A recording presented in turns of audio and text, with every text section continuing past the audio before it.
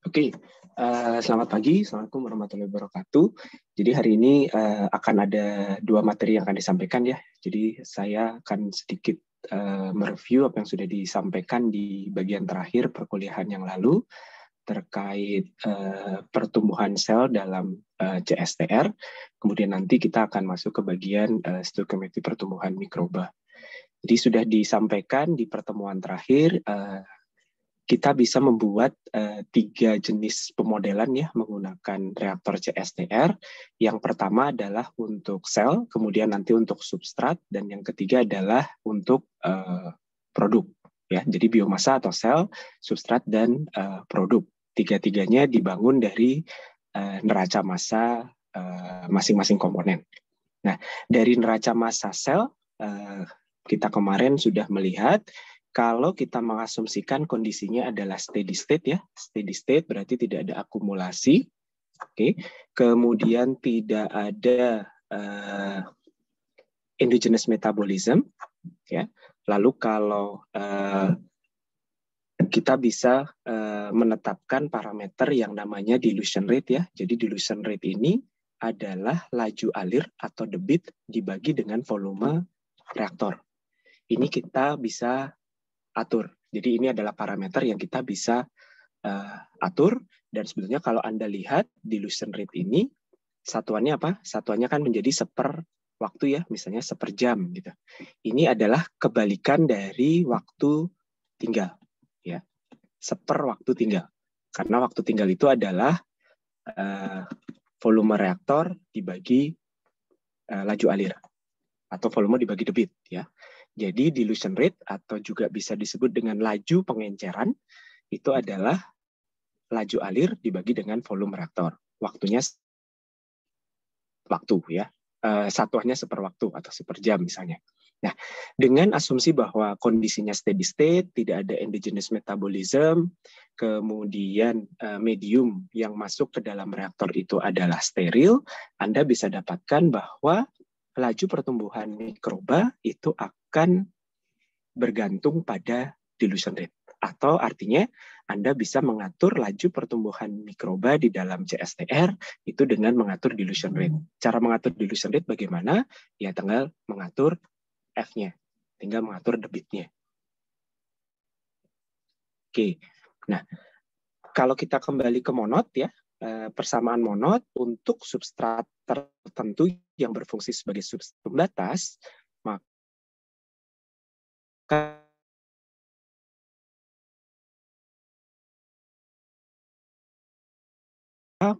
hubungan S dengan dilution rate itu Anda bisa lihat dari persamaan ini. Oke ya, ini dari neraca sel dengan asumsi yang 3 tadi. Lalu kalau dari neraca substrat, jadi bentuk persamaan keseluruhannya adalah yang ini, ya. Ini dengan catatan tidak ada endogenous metabolism ya. Jadi substrat itu terkonsumsi untuk membentuk sel dan untuk membentuk produk.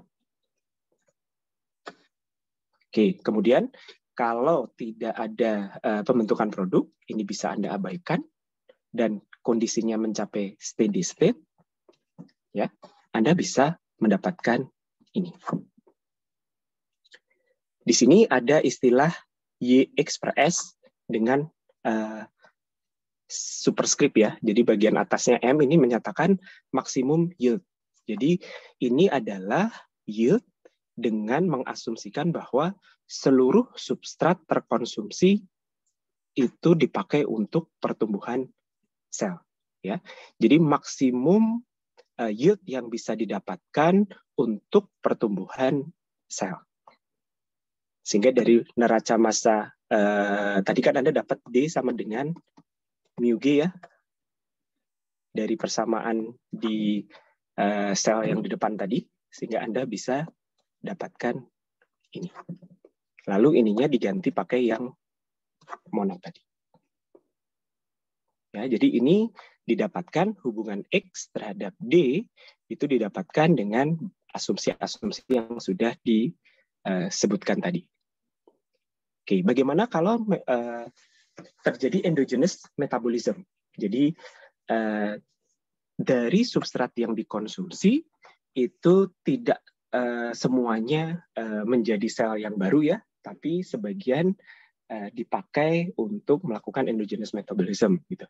Nah, maka D yang tadinya itu sama dengan mu G itu diubah ya. Kalau tadi kan kita mengasumsikan tidak ada endogenous metabolism, jadi semuanya dipakai untuk pertumbuhan sel. Nah, kalau ada endogenous metabolismnya, D itu sama dengan mu G dikurangi KD. Jadi ada pengaruh KD di mu G-nya. Atau D-nya akan sama dengan mu net. Sehingga mu growth itu sendiri ya tinggal dibalik. Oke. Nah, kemudian persamaannya, jadi kalau tadi kan neraca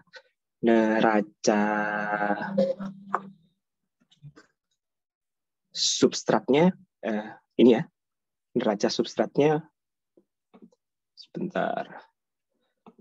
Oke, tadi kan neraca substratnya bentuknya seperti ini. Kemudian karena D-nya sama dengan mu G, Anda bisa dapatkan bentuk yang ini karena bisa dicoret. Nah, sekarang mu G-nya harus diubah menjadi D plus KD. Jadi itu bedanya kalau ada endogenous metabolism. Nah, sehingga ketika semua dibagi dengan X ya, maka persamaannya akan menjadi yang ini. Nah, S0 minus S per X sendiri itu adalah yield apparent atau yield yang tampak ya. Jadi ini itu adalah seper yield apparent-nya. Dengan asumsi X0-nya sama dengan 0 ya. X0-nya sama dengan 0, maka X per S0 per S itu adalah yield apparent, sehingga S0 minus S per X itu adalah sepernya. Kemudian dari masing-masing komponen ini, Anda bisa pisahkan ya. Jadi ini, kemudian yang ini, dari yang ini ya, kemudian yang ini. Oke, kalau semuanya dibagi dengan D, Anda akan dapatkan persamaan yang baris ini.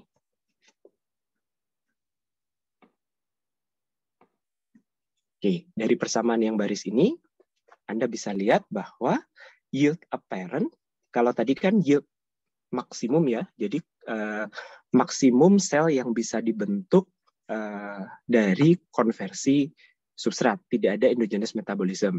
Nah, sekarang dengan adanya endogenous metabolism, adanya pengaruh KD, Anda bisa lihat bahwa yield apparent itu akan dipengaruhi oleh KD. Ya, atau menjadi seperti ini. M itu apa? M itu adalah maintenance coefficient. Bisa dipahami ya dari persamaan ini. Jadi yield apparent itu nanti nilainya akan bergantung pada seberapa signifikan si KD atau si endogenous metabolism itu mempengaruhi pertumbuhan selnya. Nah, ketika Anda melakukan eksperimen ya, ketika Anda menggunakan CSTR untuk menumbuhkan sel, ini kan yang bisa Anda amati itu kan adalah yield apparent ya. Yield apparent ini bisa Anda amati. Dengan cara bagaimana? Ya mengamati perubahan sel terhadap perubahan substrat. Dilution rate bisa diatur. Ya. Dilution rate bisa diatur. Sementara maintenance coefficient ini tidak bisa ditentukan secara langsung. Kemudian yield maksimum juga tidak bisa ditentukan secara langsung. Caranya bagaimana? Jadi dari persamaan ini, dari yang persamaan ini, Anda bisa mengalurkan yield apparent terhadap dilution rate. Sehingga nanti seper yield apparent ya, seper yield apparent terhadap seper yield apparent terhadap seper dilution rate. Nanti dapat slope-nya dan dapat intercept-nya. Kira-kira begitu. Nah, dengan adanya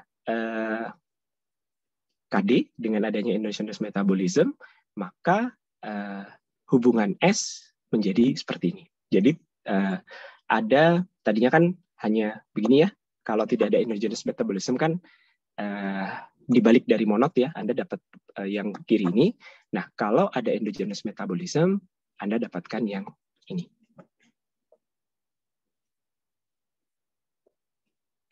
Oke, itu dari neraca substrat. Kalau ada endogenous metabolism, pengaruhnya larinya ke yield-nya dan ke koefisien maintenance-nya. Oke, bagaimana dengan produk? Sebenarnya kalau produk kan di awal pasti 0 ya, P0 diasumsikan 0, sehingga dari neraca massa produk, Anda bisa dapatkan ini.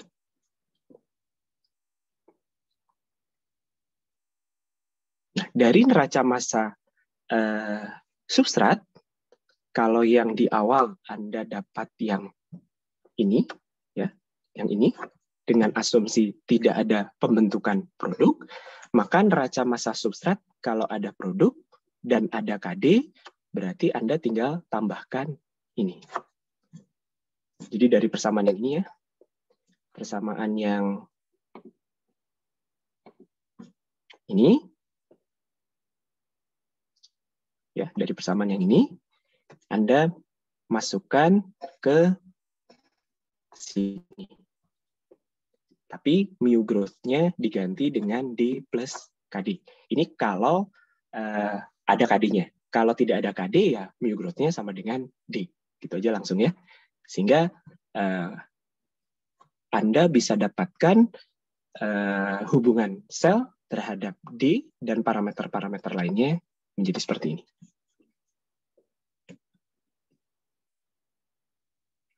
Oke, ini yang kemarin sudah dijelaskan. Mohon maaf kalau pas penjelasan kemarin agak kurang jelas gitu ya. Ada pertanyaan dulu sampai di sini?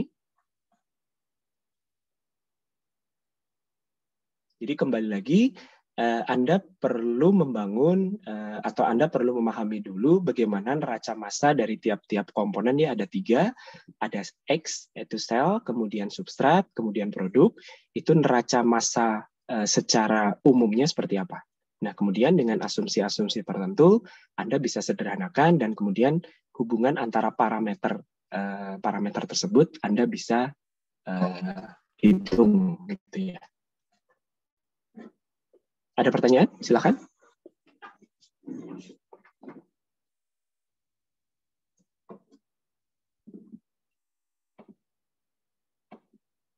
Baik, kalau tidak ada, sekarang kita lihat terkait optimum dilution rate ya, atau D optimum. Nah, tadi kan kita sudah melihat bahwa sebetulnya D itu adalah sesuatu yang bisa kita atur dengan cara mengatur laju alir pada volume reaktor yang tetap ya. Jadi kalau volume reaktornya sudah tertentu, berarti D itu Anda atur dengan mengatur laju alir. Dan Anda bisa lihat hubungannya bahwa D itu akan bisa mempengaruhi mu growth. Nah, tapi kan mikroba itu punya batasan mu tertentu ya, yang kita sebut dengan mu maksimum. Jadi dari penetapan parameter kinetika, Anda bisa dapatkan nilai mu maksimum dari suatu jenis mikroba. Ya, jadi mikroba tadi, mikroba yang Anda gunakan di dalam CSTR itu kan dia punya nilai laju pertumbuhan spesifik maksimum. Nah, ketika D ini Anda tingkatkan ya, ketika D ini Anda tingkatkan, karena tentunya dengan memenuhi beberapa asumsi yang tadi ya, ketika D ini Anda naikkan, maka mu growth-nya akan naik. Ya, karena substratnya diberikan lebih banyak per satuan waktu yang sama gitu ya. Kalau F dinaikkan kan artinya Anda mensuplai substrat lebih banyak per satuan waktu yang sama. Nah, karena substrat yang didapat lebih banyak, sel akan tumbuh lebih cepat sehingga mu growth-nya akan naik. Mu growth naik itu kan berarti pertumbuhan selnya akan semakin cepat. Tapi karena ini adalah reaktor CSTR ya, reaktor kontinu, jadi sebetulnya di dalam reaktor kontinu selain ada aliran substrat yang masuk, tentunya ada aliran yang keluar dari reaktor. Makanya D ini juga sebetulnya menyatakan laju dilusi atau dilution rate atau laju pengenceran. Yang sebetulnya juga bisa menyatakan seberapa cepat isi reaktor tadi dikeluarkan. Pengertiannya kan sebanding ya. Jadi Anda bisa mendefinisikan atau Anda bisa memahami D ini menjadi ketika dinaikkan ya, ketika Anda menaikkan D, Anda menaikkan F, itu artinya Anda memberikan substrat lebih banyak kepada si mikroba di dalam reaktor, ya, persatuan waktu. Tapi itu juga berarti menaikkan D, Anda itu juga membuang cairan lebih cepat. Ya. Berarti kan cairan yang keluar dari reaktor itu akan terbuang lebih cepat. Nah, ketika D itu mencapai nilai mu maksimum atau di atasnya, sebetulnya apa yang terjadi? Yang terjadi adalah sel itu tidak akan, atau sel menjadi, kecepatan pertumbuhan sel itu menjadi tidak bisa mengimbangi kecepatan cairan dibuang dari reaktor.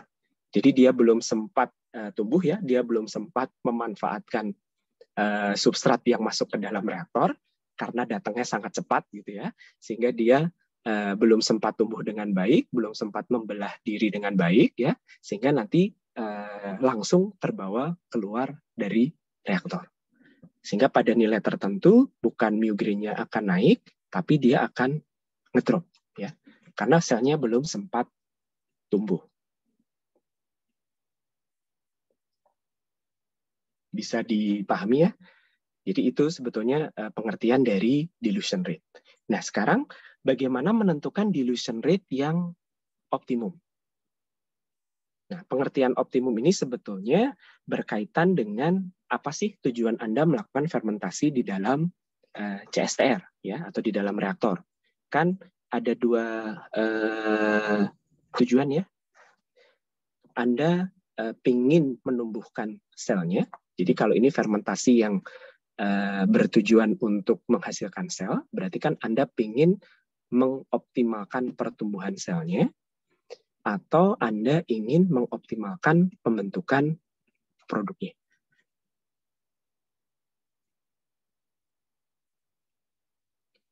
Nah, Anda masih ingat bahwa parameter yang umumnya dioptimasi dari suatu proses fermentasi itu produktivitas ya, bukan konversi.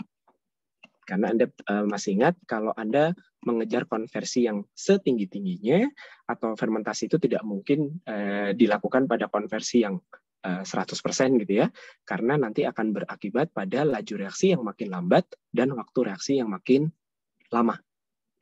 Sehingga yang Anda kejar ini adalah produktivitas.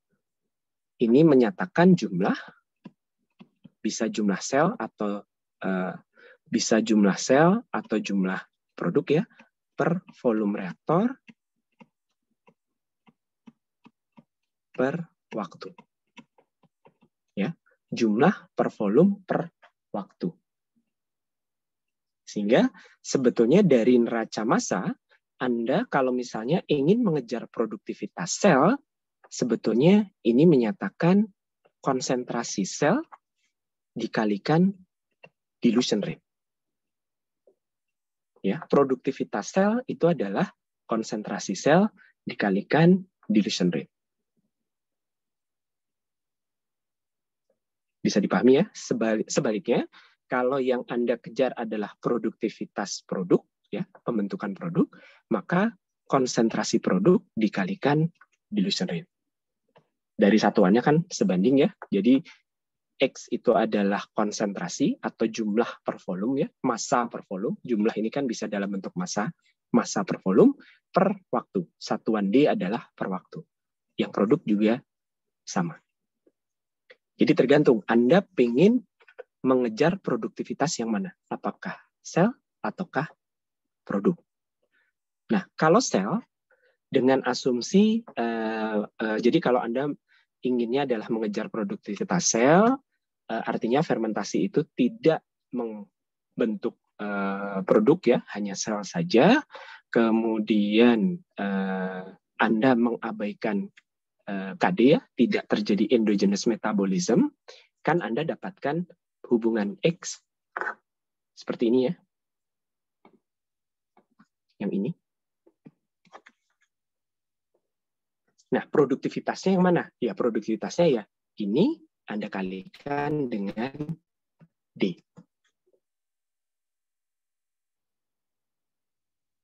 Oke, jadi produktivitas sel kan dx ya. Jadi X dikalikan dengan D. Lalu bagaimana menentukan produktivitas optimum? Atau bagaimana cara menentukan dilution rate yang menghasilkan produktivitas optimum? Ya berarti ini saja ya.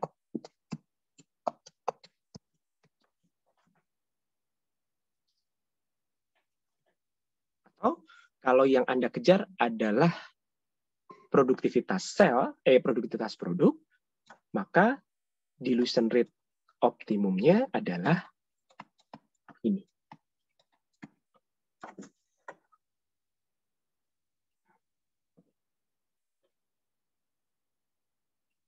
Sehingga nanti Anda juga mendapatkan untuk yang sel ya. Untuk yang sel, Anda bisa mendapatkan hubungan D dengan produktivitas itu seperti ini. Nah, Anda perlu mencari nilai optimumnya. Cara mencari optimumnya bagaimana? Menurunkan persamaan D, dx terhadap D itu sama dengan 0. Anda akan dapatkan, jadi ini khusus untuk produktivitas sel, kemudian tidak ada endogenous metabolism, tidak ada pembentukan produk. Anda dapatkan ini. Ini adalah dilution rate optimum untuk pembentukan sel.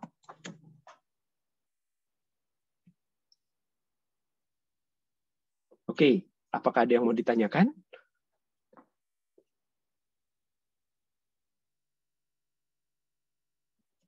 Silahkan.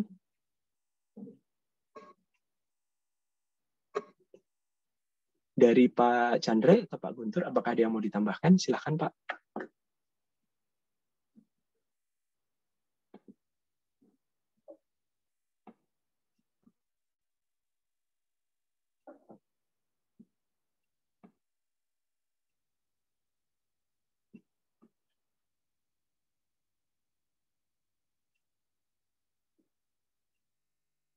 Halo?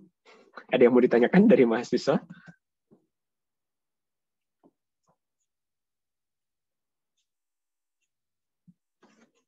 Silahkan.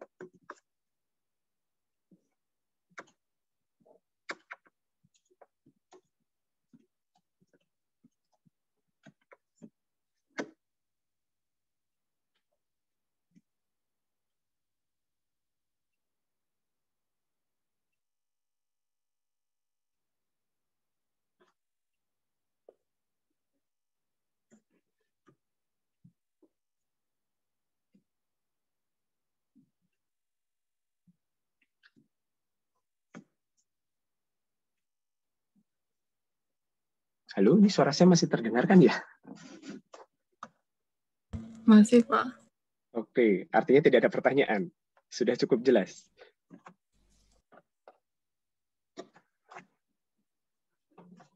Sampai sekarang sudah cukup jelas, Pak. Oke, ini Pak Chandra, apakah? Ya, silakan, jadi Pak. udah baru. Jadi ada 4 yang memasukkan. Coba dilihatin dulu kebersamaan yang S dan X mana aja, salah satu aja. Yang ini, Pak? Yang itu, yang ada X-nya yang bersamaan dengan ada X-nya.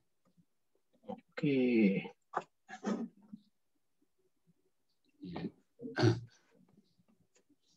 Yang ini ya, Pak? Ya, S-nya mana S-nya? S-nya ini.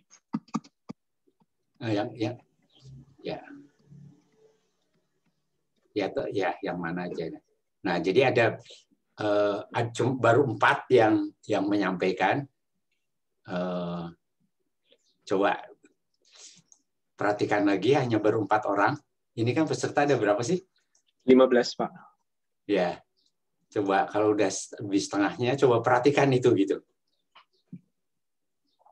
Semua udah disampaikan ininya, link ininya? Sudah, Pak, sudah. Slido masuk ke mana? Udah ya? Sudah. Yang gambar tadi sudah saya forward, Pak.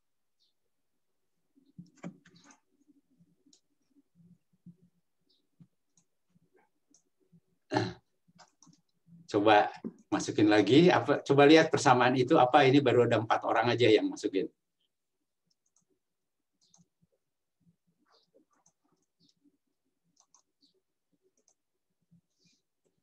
Jadi kodenya kan 487745 itu ya. Coba perhatikan ya. Masuk ke slido.com. Ya, perhatikan itu ada persamaannya itu kan.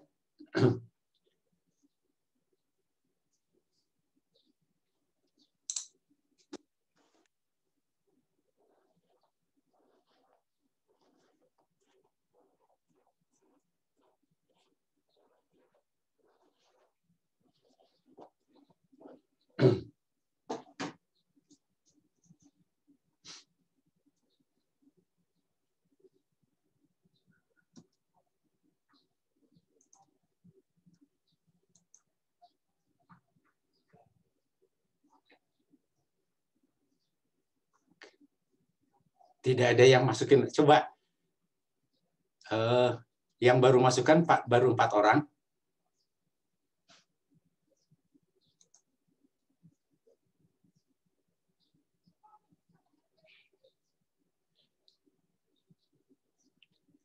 Jadi dari persamaan S dan X itu, coba apa yang tidak biasa atau kok kan sudah belajar reaktor ya.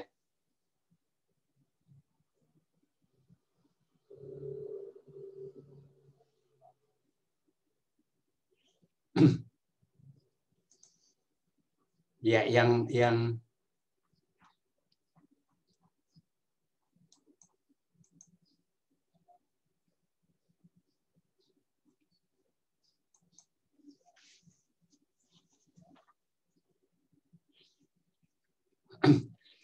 dari 4 orang itu yang sudah menjawab siapa aja? Siapa ya? Mahasiswa yang tadi nulis di Slido? Mahasiswa?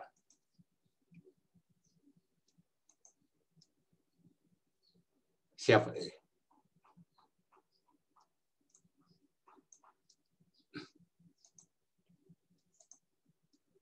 Saya sudah menjawab, Pak.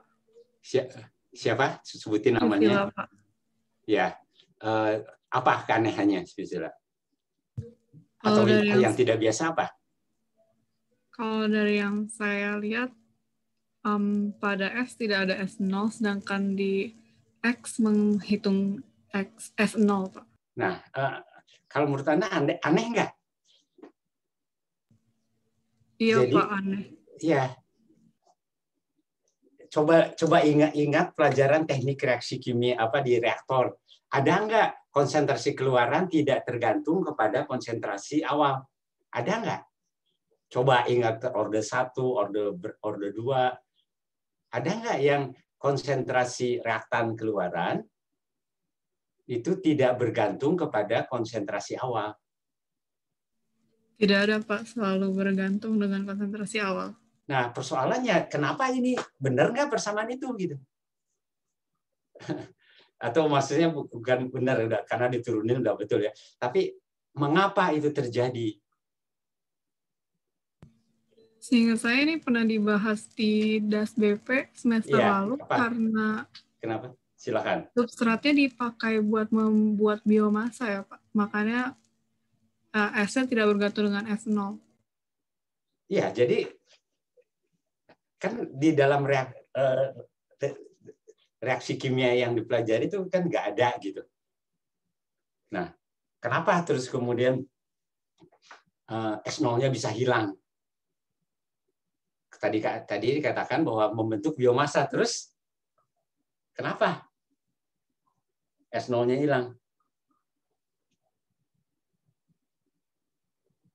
Jadi artinya konsentrasi berapa saja, ya teoretiknya ya, konsentrasi awal berapa saja, asal dilution rate-nya sama dan parameter kinetikanya tidak berubah akibat konsentrasi S0 yang masuk itu, Ks-nya tetap, mu M-nya tetap, maka sisa reaktannya akan sama kan?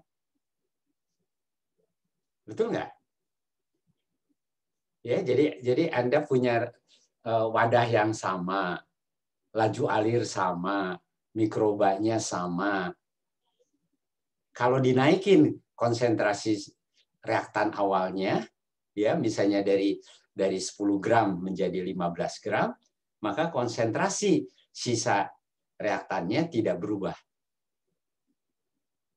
Begitu kan? Siapa lagi tadi selain Priscilla yang ada 4 orang? Siapa lagi? Ya yang menjawab. Silakan Mas Isa. Siapa tadi ada berapa? Ada 11 sekarang tuh. Ya. Oke, Nicholas. Oke, saya share ya, saya share. Mungkin bawaan saya mau share jawaban mereka.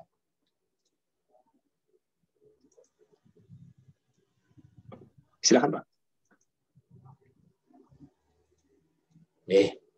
Bentar.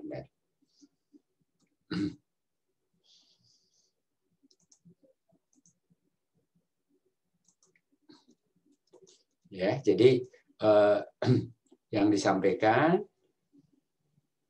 ini ya. Jadi tidak tergantung pada S0. Jadi konsentrasi reaktor keluaran tidak tergantung pada S0. Reaktor keluaran mirip persamaan monod. Persamaan monodnya pada pembilang operasi, pengurangan bukan penjumlahan, sehingga semakin besar D, tren S semakin besar. Hah? Apa nggak salah itu? Jadi kalau D-nya diperbesar, S itu adalah keluarannya ya. Jadi S itu adalah substrat sisa. Harusnya salah itu. Semakin besar D harusnya S-nya makin kecil gitu. Ya. Karena hubungan X dengan S, maka X semakin kecil. Ini maksudnya apa ya? Dari persamaan tadi ya. Jadi semakin besar D, S semakin besar. Karena hubungan X dengan X semakin kecil. Salah itu. Ya, jadi kalau D makin besar, maka kurvanya itu tadi yang sudah digambarkan. Jadi kalau D seharusnya disuruh ngegambar, ya selalu bikin kurva itu hubungan antara S X terhadap D. Ya, jadi S adalah sisa substratnya dan X adalah biomasanya. Jadi kalau D membesar sampai sebelum wash out, ya sebelum terjadi wash out, maka S itu akan mengecil terhadap D. X-nya akan membesar harusnya. Ini salah ini. Ya, yang ini salah itu. Bukan fungsi volume. Di D itu adalah fungsi volume. Ya. D itu fungsi volume. Kan S adalah fungsi D. Ya, sedangkan D itu apa? D itu adalah Q dibagi volume ya pawannya. D. Iya, Pak. Debit dibagi volume reaktor. Iya, langsung itu sih nilai masuk bukan. Ya, S tidak dipengaruhi S0, X bisa didekati dengan stoichiometri S. Nilai S hanya bergantung pada D. Nah, ya, jadi tidak ada variabel S0 sedangkan ada pada X itu betul gitu ya. Ya, pada persamaan S sehingga substrat sisa tidak tergantung pada jumlah sisa yang masuk. Itu kan ya yang disampaikan. Tapi persoalannya adalah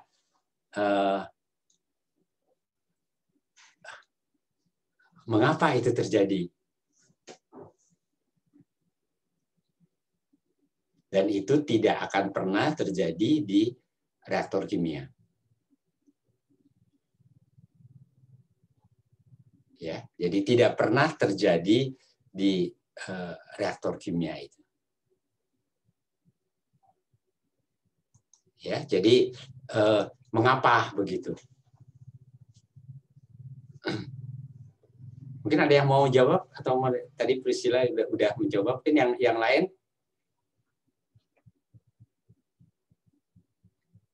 Laki mungkin siapa? Ricky siapa itu? Ricky hadir? Hadir, Pak. Nah, menurut Anda kenapa? Belum terpikirkan sekarang, Pak. Pak. Ya, kenapa? Coba kalau menurut Anda hal yang tidak biasa nggak sih di dalam sistem reaksi gitu, bahwa konsentrasi keluaran tidak tergantung kepada konsentrasi reaktan yang, ya substrat kan reaktan ya, reaktan yang masuk. Iya Pak, tidak biasa Pak. Harus pada reaksi biasa biasanya dipengaruhi oleh konsentrasi substrat awalnya. Yes, Pak.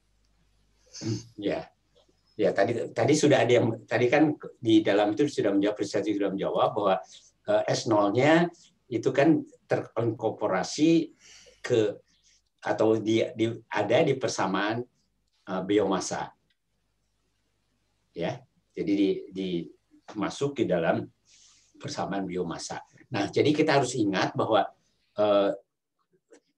sistem biological process yang ini reaksi yang dikenal dengan autokatalitis, ya. Jadi katalisnya adalah selnya sendiri. Ya, jadi itu yang disebut dengan autokatalitik. Jadi sel itu sebagai katalisnya juga. Ya, jadi katalisnya juga bertumbuh gitu. Ya, jadi kenapa konsentrasi substrat akhir itu tidak berubah, ya hanya bergantung kepada dilution rate. Ya, karena nanti dikompensasi oleh katalisnya, oleh biomass-nya. Jadi konsentrasi biomass-nya yang meningkat. Ya, itu yang mengkompensasi mengapa konsentrasi substrat keluaran itu hanya bergantung kepada dilution rate. Ya, jadi jadi dia hanya jadi kalau substrat awalnya meningkat, maka yang memperbanyak adalah katalisnya, biomasanya. Ya, jadi dia ada self adjustment, ada self control. Ya, ada self control. Ya, sehingga si biomasanya yang bertambah sekarang ini. Ya, itu yang terjadi di dalam biological process. Asumsinya adalah ya S itu hanya fungsi dari D, asumsinya adalah parameter kinetikanya tidak berubah. Jadi konsentrasi substrat dinaikkan, mu m-nya tetap, terus kemudian ks-nya tetap, ya. Jadi tidak mengubah parameter kinetika. Apakah ada yang berubah? Apakah ada yang mungkin berubah kalau konsentrasi substrat dinaikkan? Parameter kinetika berubah, ada kan, itu yang disebut dengan mungkin terjadi gangguan yang namanya diinhibisi oleh substratnya. Jadi pada rentang di mana substrat itu tidak mengubah parameter kinetika, maka substrat sisa itu hanya fungsi dari dilution rate. Mengapa begitu? Karena nanti dikompensasi oleh jumlah sel yang meningkat. Ya, jadi dia ada self control. Ya, jadi kalau substratnya makin banyak, ya, yang dimasukkan, jadi konsentrasi naik, walaupun Q-nya tetap ya. Jadi Q-nya tetap, laju alirnya. Karena kan kalau volume reaktornya sama, laju alir tetap, maka dilution rate-nya tetap kan. Ya, jadi kalau dilution rate tetap, S0 dinaikkan, maka ada self control yang nanti akan mengatur pada keadaan steady state, konsentrasi substrat keluaran akan tetap. Ya, tetapi dengan konsekuensi si biomass-nya akan bertambah. Ya, dan itu tidak pernah terjadi di dalam sistem reaksi kimia. Ya, jadi itu hal yang penting saya rasa untuk dipahami. Nah, kemudian karena jadi kan nanti kasusnya kan tadi sebenarnya kan kasus yang sudah dibicarakan oleh Pak Wawan, itu kasus yang sederhana saja kalau KD-nya atau konstanta kematiannya relatif kecil atau dianggap nol. Kemudian kalau KD-nya tidak bisa kita abaikan, maka persamaan S dan X-nya, ya, substrat dan biomass itu akan berubah. Demikian juga kalau terbentuknya produk, ya, karena sebagian dari substrat itu bukan hanya dipakai untuk membentuk biomasa, tetapi juga membentuk produknya. Dan jadi persamaan untuk menentukan sisa substrat ataupun biomass yang ada di dalam sistem akan mengalami perubahan. Nah, kemudian yang penting lagi adalah menentukan optimum, ya. Jadi kalau kita lihat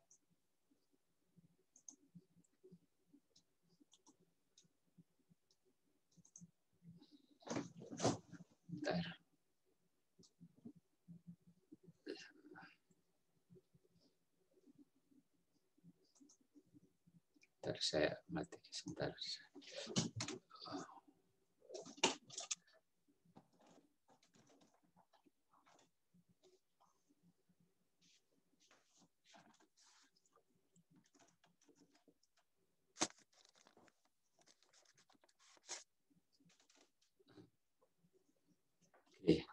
Jadi kalau kita perhatikan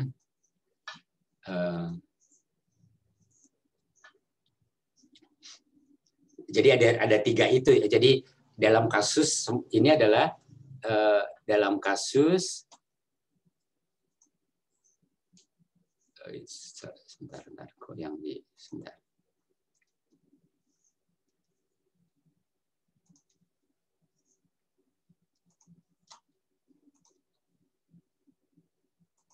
Ya, jadi kasusnya tadi itu adalah masih bicara kepada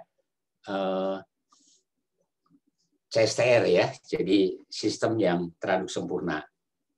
Ya, jadi untuk menentukan S dan X tinggal tergantung dari kasusnya, apakah kasus KD-nya 0, KD-nya ada, dan kemudian terbentuknya produk. Ya.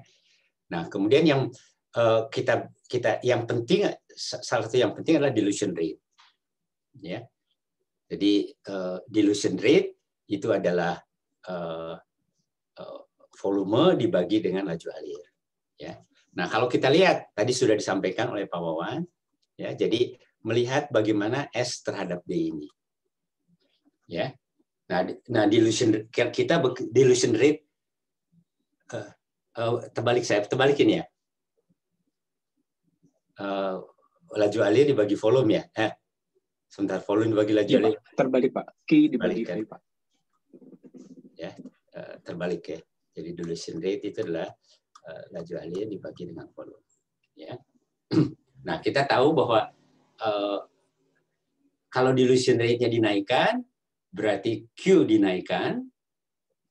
Jadi berarti Q kan ini kan katakanlah volume reaktornya tetap. Ya, jadi volume reaktor tetap. Maka kalau Q dinaikkan dengan volume reaktor yang tetap, apa yang terjadi? Ya, jadi apa yang terjadi? Oh, tadi mungkin saya salah, ya. Betul, ya, kalau dilution rate dinaikkan maka substratnya meningkat, ya. Yang betul itu, ya. Jadi kurva substrat terhadap dilution rate itu bentuknya gimana? Ya, jadi dari persamaan itu kalau substrat kalau dilution rate dinaikkan, bagaimana substrat terhadap dilution rate? Bentuk kurvanya gimana? Ya, Jadi sebetulnya sebaiknya suruh membuat begitu. Jadi substrat terhadap dilution rate akan gimana? Jadi betul yang tadi saya memberikan koreksi bahwa kalau dilution rate dinaikkan, maka konsentrasi substratnya akan meningkat, ya, bukan menurun, meningkat. Karena kan dengan dilution rate dinaikkan, laju alir dipercepat, maka kan sebetulnya waktu tinggal makin singkat, maka konsentrasi dari substrat itu akan meningkat. Ya, jadi konsentrasi substrat akan meningkat, ya, sampai suatu saat yang disebut dengan wash out. Ya, sampai suatu saat, maka mungkin wash out ini konsentrasinya akan sama dengan S0. Ya. Jadi suatu saat akan mencapai ini yang disebut dengan kondisi wash out. Jadi tidak cukup waktu, wash out itu tidak cukup waktu bagi mikroba untuk mengkonversi substrat menjadi apakah biomas atau menjadi produk. Ya. Nah, kebalikan dengan ini adalah kalau S, kebalikan dengan biomas. Jadi kalau sel itu akan nurun dan setelah itu jadi nol, gitu. Ya, setelah jadi betul. Jadi kalau X itu akan menurun, betul tadi saya koreksi, ya. Jadi kalau biomas itu akan menurun dengan meningkatkan dilution rate-nya. Kalau substrat itu akan meningkat dan suatu saat pada saat wash out ini akan ke S0, kalau ini menjadi 0. Ya, jadi ini yang perlu kita pahami, dan tadi sudah disampaikan oleh Pak Wawan. Jadi kita bekerja di mana, gitu. Jadi kita mau bekerja di mana? Jadi kalau seandainya kita punya reaktor, ya, reaktor dengan volume, mungkin saya hapus saja semuanya. Ya, kalau saya punya reaktor,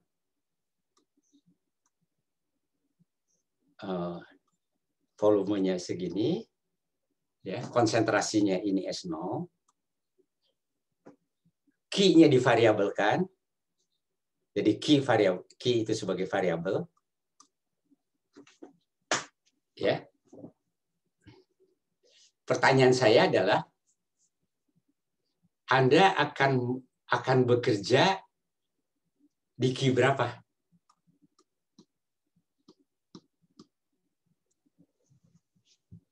Q yang mana yang akan dipilih?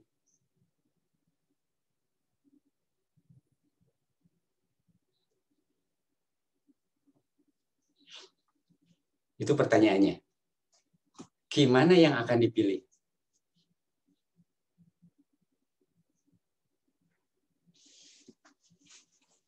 Atau kan ini kan Q ini kan bebas, ya. Yang ingin saya tanyakan, kriteria pertama yang biasanya digunakan apa?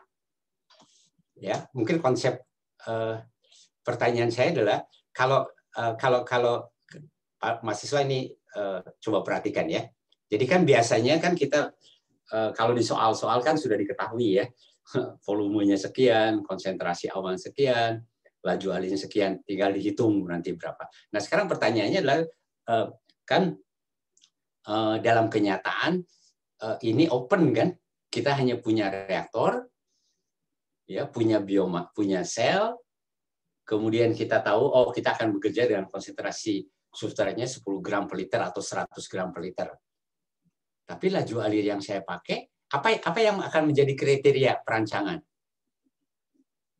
Mungkin itu pertanyaan saya. Jadi Anda akan kalau punya sebagai yang harus mengoperasikan, apa kriteria yang akan dipilih?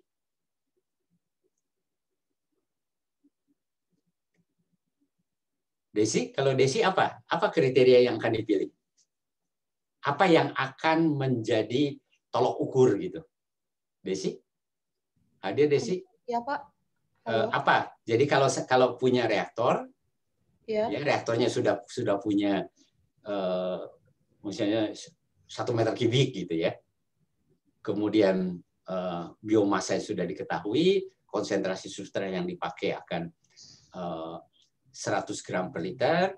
Nah, kalau mau dioperasikan, apa kriteria yang akan Desi pilih?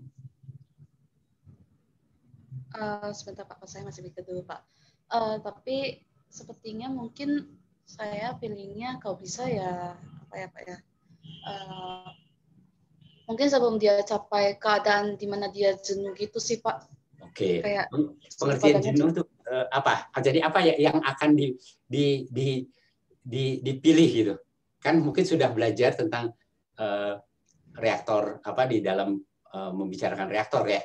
Apa yang akan ditentukan gitu supaya bagi saya merupakan yang terbaik gitu.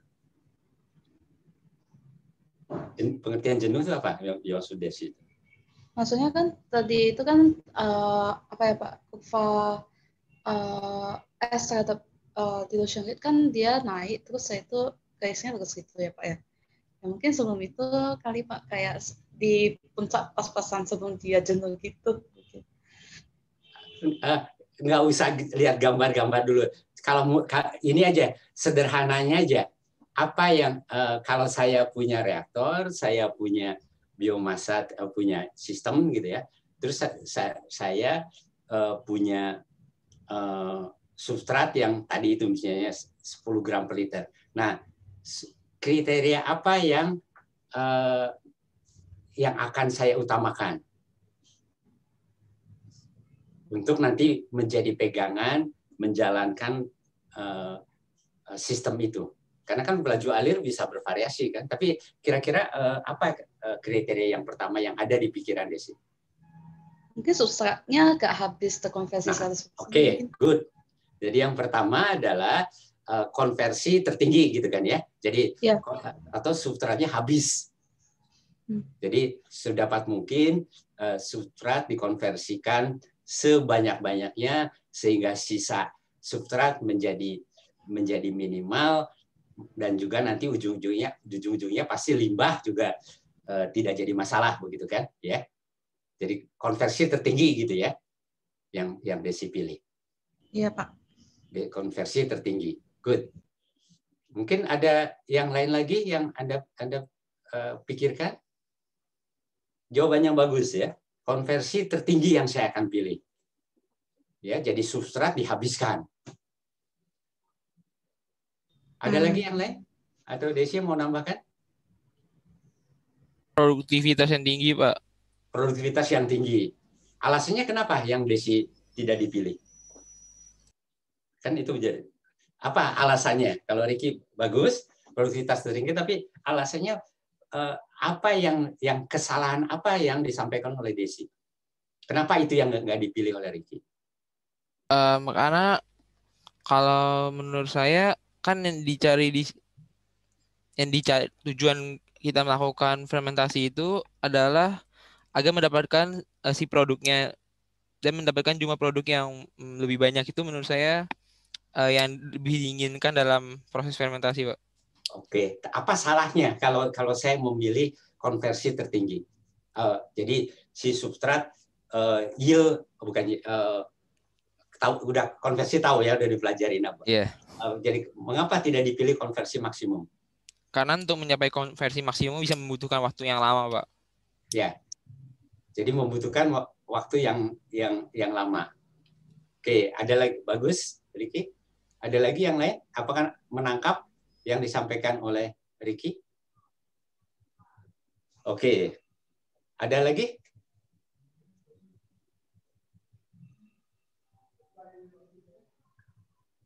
Mungkin Pak kalau misalnya konversinya tinggi belum tentu produknya tinggi, jadi mungkin biomasanya aja yang tinggi sedangkan produknya enggak banyak. Enggak, kita supaya gampang cuma satu aja lah dari substrat menjadi biomasa aja gitu aja. Jadi supaya nggak bingung dengan produk-produk yang lain gitu. Jadi produknya hanya berubah jadi seperti reaksi kimia. Ya, A jadi B, lalu ini substrat jadi biomasa aja gitu. Silakan. Kalau itu gimana Ilham? Menurut Anda? Mana yang baru terpikir masih sama kayak Ricky, Pak. Jadi apa? Tentang waktu reaksi nanti lama. Oke. Ya. Oke. Coba saya akan kembali ke gambar tadi. Ya. Jadi yang mau dipilih yang mana? Ya, jadi di reaksi kimia kita kan tidak pernah bicara tentang produktivitas ya. Kita bicaranya konversi. Ya, berapa konversi begitu ya. Selalu bicaranya gitu kan. Konversi. Nah, kalau pilihannya adalah tadi ada dua yang sudah disampaikan. Desi menyampaikannya konversi maksimum atau substrat dihabiskan, ya. Terus kemudian Ricky menyampaikan produktivitas yang maksimum. Nah, problemnya apa kalau konversi maksimum? Jadi artinya konsentrasi maksimum itu substrat dihabiskan. Betul ya? Substrat dihabiskan. Coba kita kembali ke gambar ini.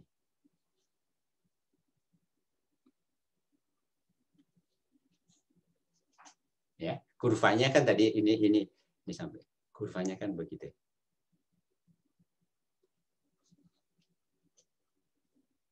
Ya, jadi ini adalah substrat yang keluar sampai nanti ini menjadi S0. Jadi substrat terhadap dilution rate. Nah, kalau konversi tertinggi,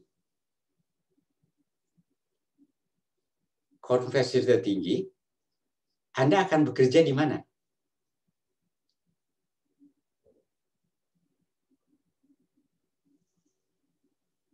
Akan bekerja di mana?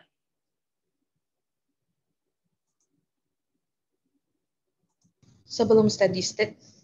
Oh, semua kan bicara steady state. Jadi kalau di dalam sistem adalah selalu steady. Jadi kita kalau bicara yang tadi persamaan tadi itu bicara steady state. Jadi bukan steady state-nya. Di sini aja lihat antara S dan D akan bekerja di mana?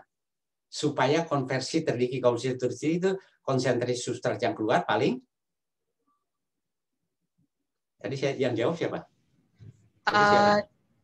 Desi Pak, mungkin yang di eksponen itu Pak sebelum garis lurus. Supaya ini adalah konsentrasi substrat keluaran ini.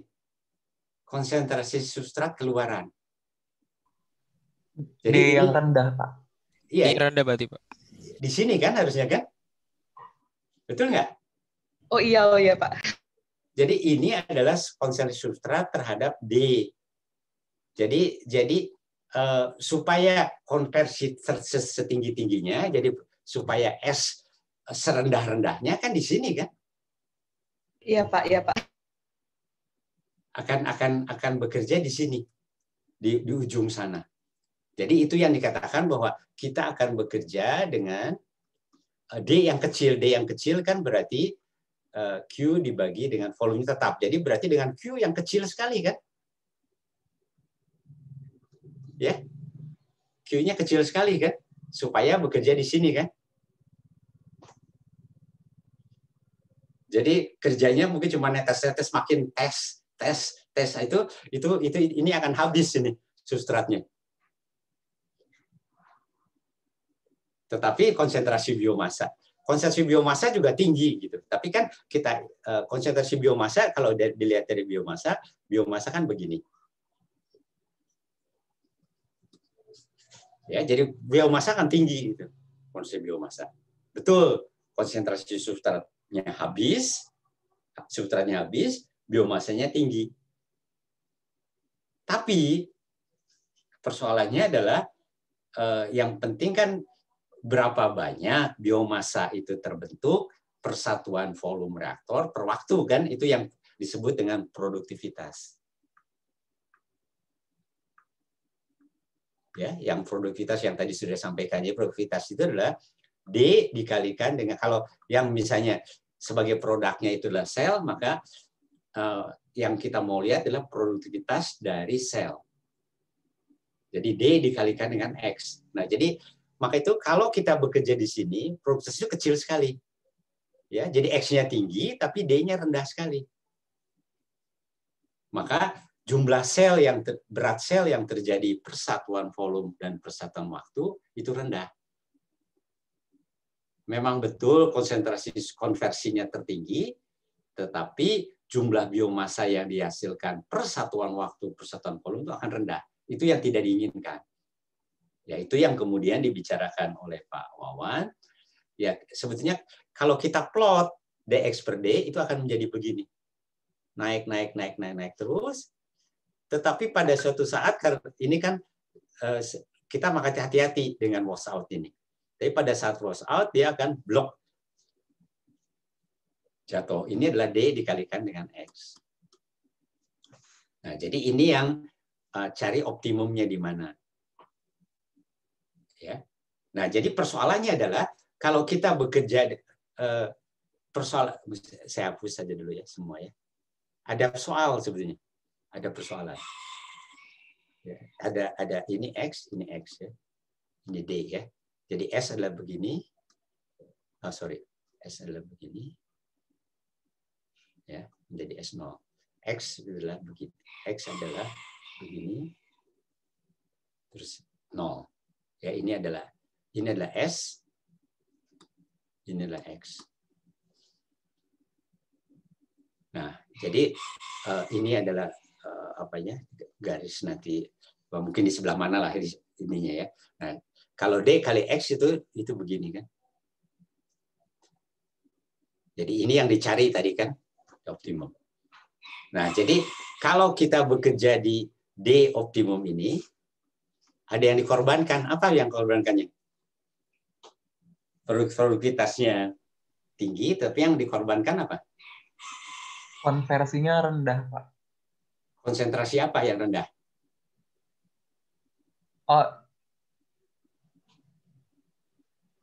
Bukan konsentrasi yang rendah, bukan. Apa? Coba, mungkin betul coba dieksplor lebih jauh dari kurva ini. Dari kurva ini apa? Memang kita tidak akan mendapat biomasa konsentrasi yang maksimum dan kita akan ada problem dengan konsentrasi substrat yang relatif tinggi. Ya, jadi maka itu jadi substratnya relatif tinggi ini, sisanya itu masih tinggi ini. Ya, jadi tidak terkonversi maksimum si substrat ini. Jadi jangan heran di industri bioproses relatif berat limbahnya. Ya, jadi itu yang perlu jadi catatan juga mengapa industri bioproses salah satu industri yang walaupun kebanyakan organik ya, tapi salah satu yang berpotensi mencemari lingkungan. Ya, karena substratnya kalau kita paksa substratnya dihabiskan, kita akan bekerja dengan produktivitas yang rendah gitu. Kalau kita bekerja di sini kan cuma di sini produktivitasnya D kali X-nya. Ya, dengan kita bekerja di optimum, maka sisa substratnya masih relatif tinggi. Jadi paling-paling substrat itu mungkin 80% atau ya 80%, 85% konversi. Ya, jadi ya 50% mungkin bisa ya tergantung dari itu. Kalau bayangkan kalau kita bekerja dengan fermentasi gula 100 gram per liter, ya glukosa 100 gram per liter, maka 80% konversi kan ada 20 gram gula itu per liter. Ya, yang di dalam limbahnya. Kalau konversi 80%, 20 gram per liter itu kalau glukosa itu ya COD-nya 20 gram. Jadi 20 gram itu hampir sama dengan COD 20 gram. Jadi 20.000 miligram per liter. Ya, jadi jangan heran bahwa COD atau BOD dari industri bioproses itu bisa puluhan ribu COD-nya. Ya, mungkin pernah tahu ya tentang COD BOD. Jadi itu yang menjadi penting ya, karena kita menekankan kepada produktivitas ini. Ada pertanyaan?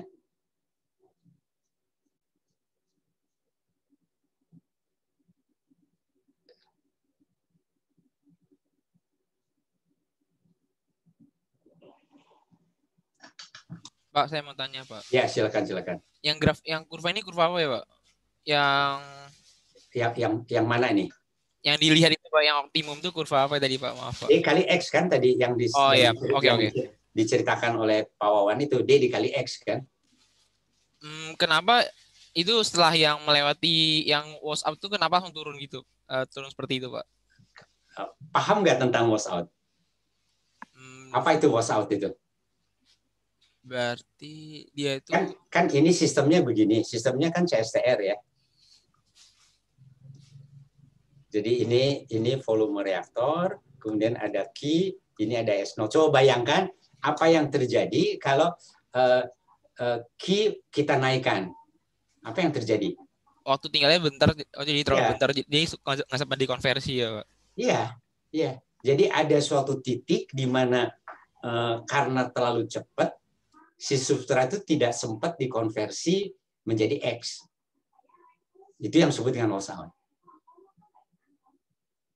Ya, ngerti ya? Jadi maka itu kenapa konsentrasi substratnya akan setelah wash out menjadi S0 lagi, X-nya menjadi 0 kan?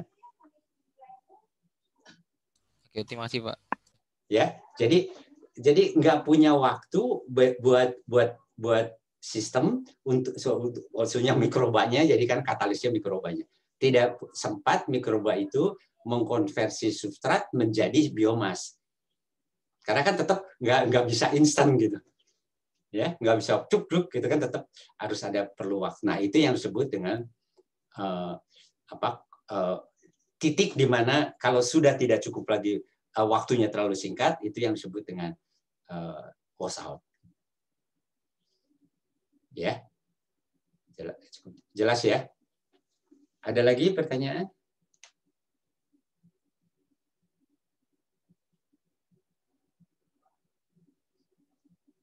Ya, jadi kembali lagi mungkin supaya jelas. Jadi ini adalah kurva yang bawah ini kurva S, ini adalah kurva X, ini adalah kurva D dikalikan dengan X.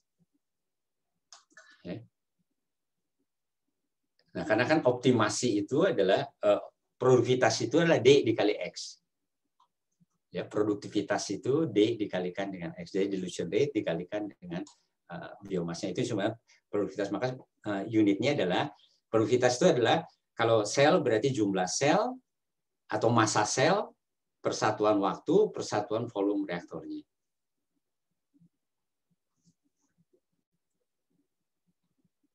Oke, ada cukup jelas atau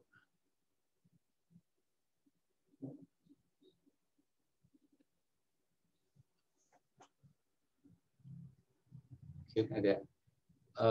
Kalau yang bab yang 6 sudah, yang ini yang Pak Wawan, yang ini yang 6 ya? Iya Pak, slide 6. Yang 6 itu udah? Sudah. PR-nya sudah dikasihkan, harusnya besok dikumpulkan. Oh, jadi tidak. Oke, jadi nanti jadi diselang. Jadi karena kan persoalannya adalah si sel itu tadi saya sudah sampaikan ya. Jadi si sel itu adalah katalis. Jadi kalau sistemnya CSTR itu sangat sayang si sel itu sebenarnya masih aktif. Ya, jadi sangat sayang kalau terus keluar kan X-nya. Jadi nanti akan itu dibicarakan loncat ya di ke-8 itu ya.